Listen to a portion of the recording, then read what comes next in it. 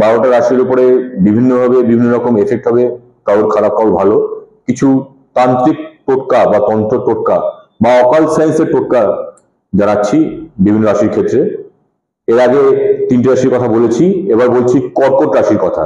কর্কট রাশিরাও চাল, দুধ, চিনি এবং সাদা কাপড়ের মধ্যে চাল চিনি বেঁধে এবং সাথে দুধ দান করুন গরিবদের, এবং গ্রহণ শেষে চেষ্টা করুন গঙ্গা জলে স্নান করতে। রাত্রি 2টোর পরে গ্রহণ শেষ হওয়ার পরে নিশ্চয়ই গঙ্গায় গিয়ে স্নান করার কথা অবশ্যই সমস্যার বিষয়। সেক্ষেত্রে দাঁড়িয়ে গঙ্গা জল এনে আপনাদের স্নানের জলে মিশিয়ে স্নান করতে পারেন, এতে গ্রহণের এফেক্ট খানিকটা হলেও কমবে।